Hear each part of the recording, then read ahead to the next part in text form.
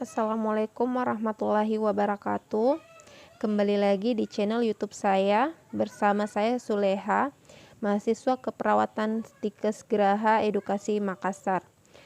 Nah, di review pembelajaran mata kuliah Woncare kali ini kita akan membahas mengenai dekubitus. Nah, apa itu dekubitus? Apa-apa saja yang menjadi faktor penyebab dekubitus dan bagaimana cara perawatan dan pengobatannya. Nah, semua itu akan kita bahas di sini. Jadi buat teman-teman tetap stay tune ya di channel ini.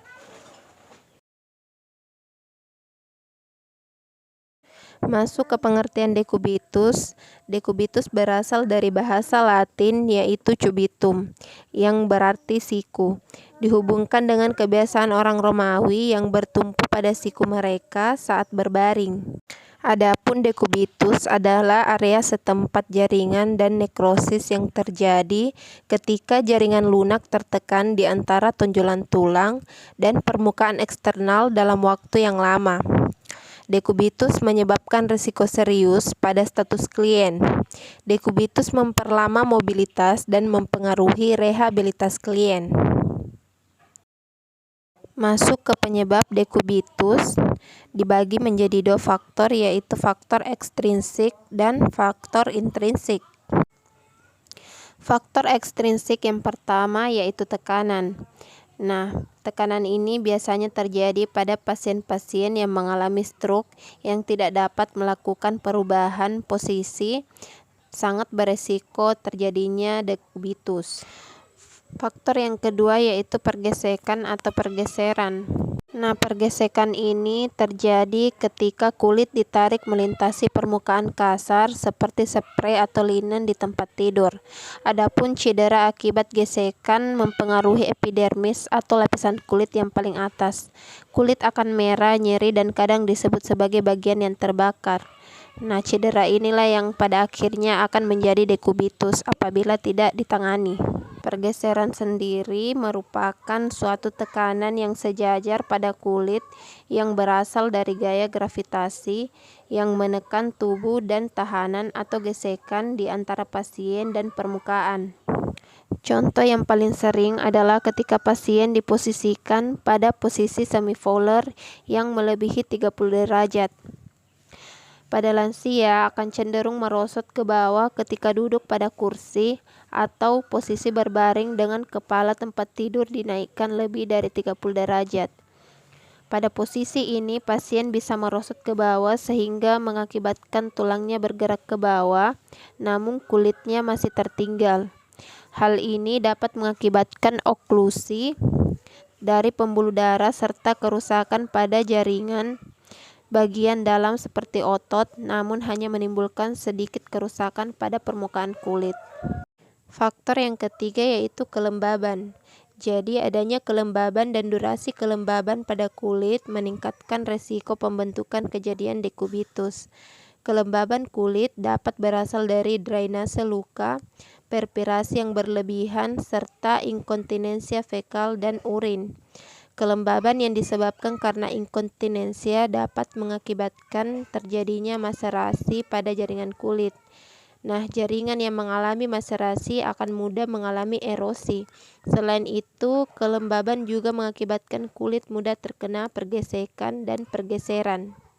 Masuk ke faktor intrinsik dibagi menjadi 3, yaitu usia, temperatur, dan nutrisi. Adapun usia, di mana pasien yang sudah tua lebih memiliki resiko tinggi untuk terkena dekubitus. Hal ini dikarenakan kulit dan jaringan akan berubah seiring dengan proses penuaan. Nah, temperatur di sini, jadi yang dimaksud temperatur di sini adalah temperatur kulit, di mana setiap terjadi peningkatan metabolisme akan menaikkan 1 derajat Celcius dalam temperatur jaringan. Dengan adanya peningkatan temperatur ini akan beresiko terhadap iskemik jaringan. Selain itu, dengan menurunnya elastisitas kulit akan tidak toleran terhadap adanya gaya gesek dan pergerakan sehingga akan mudah mengalami kerusakan kulit. Faktor yang ketiga yaitu nutrisi. Menurut Joule pada tahun 2010, ada korelasi yang kuat antara status nutrisi yang buruk dengan peningkatan resiko dekubitus pada pasien-pasien malnutrisi, hipoalbumin, dan pasien-pasien yang mengalami kehilangan berat badan diidentifikasi sebagai faktor predisposisi terhadap terjadinya dekubitus, terutama pada lansia. Masuk ke patofisiologi, di mana penekanan yang lama mengakibatkan sirkulasi menurun, sehingga terjadilah iskemik, hipoksia maupun nekrosis. Masuk ke stadium dekubitus. Stadium dekubitus di sini dibagi menjadi 4. Stadium yang pertama yaitu adanya eritma atau kemerahan pada kulit setempat yang menetap atau bila ditekan dengan jari, tanda eritma atau kemerahan tidak kembali. Stadium yang kedua yaitu adanya kerusakan pada epitel kulit, yaitu lapisan epidermis dan atau dermis, kemudian dapat ditandai dengan adanya luka lecet atau melepuh. Stadium yang ketiga yaitu kerusakan pada semua lapisan kulit atau sampai jaringan subkutan dan mengalami nekrosis dengan tanpa kapasitas yang dalam. Stadium yang keempat yaitu adanya kerusakan pada ketebalan kulit dan nekrosis hingga sampai ke jaringan otot, bahkan tulang atau tendon dengan kapasitas yang dalam. Nah, ini contoh gambar luka dekubitus stadium 1, stadium 2, stadium 3, dan stadium 4.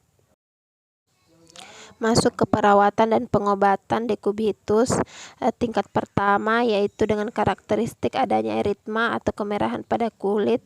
Nah, perawatan dan pengobatannya yang pertama, hindari masase atau tekanan pada area lesi, kemudian gunakan balutan hidrokoloid atau film dressing. Bila tidak ada, gunakan krim kulit untuk mempertahankan kulit tetap lembab.